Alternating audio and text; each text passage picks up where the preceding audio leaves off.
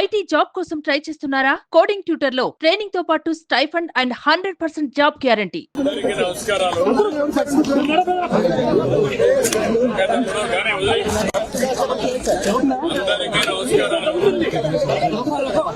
దురదృష్టకరమైన సంఘటన జరిగింది.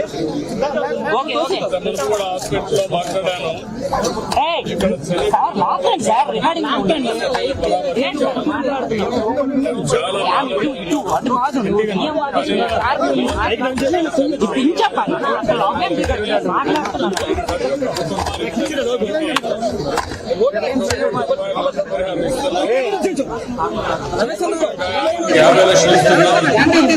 లైట్ గా గాయాలైన వారికి 25 లక్షలు ఇస్తున్నాం.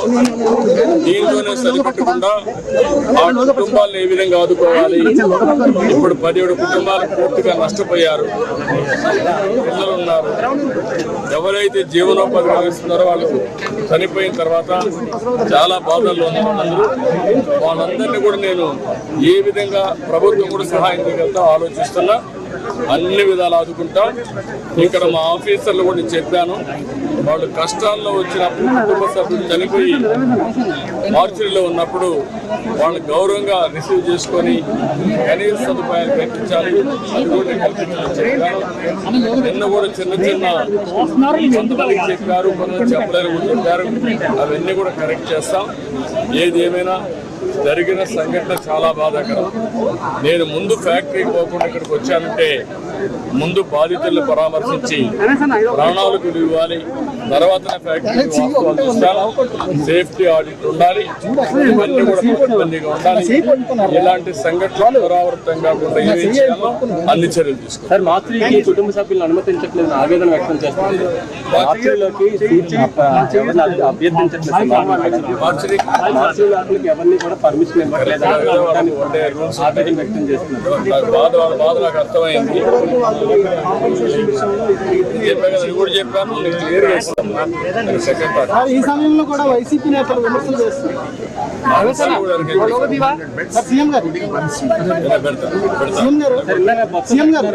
ఈ సమయంలో కూడా నేతలు విమర్శలు చేస్తున్నారు ప్రభుత్వం పైన. వాళ్ళు విమర్శలు చేస్తారు, ప్రజలు అర్థం చేసుకుంటారు. ఇలాంటి తప్పుడు పనులు చేసి మళ్ళా విమర్శించడం చేతకాంతనం. నేనే బాధ్యత. నేను వచ్చి 60 రోజులైంది.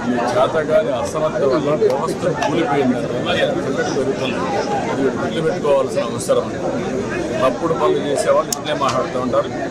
ఏదో శవాల కదా పైసలు ఎదుర్కొనే రకం ఇంటి మాట్లాడాలి.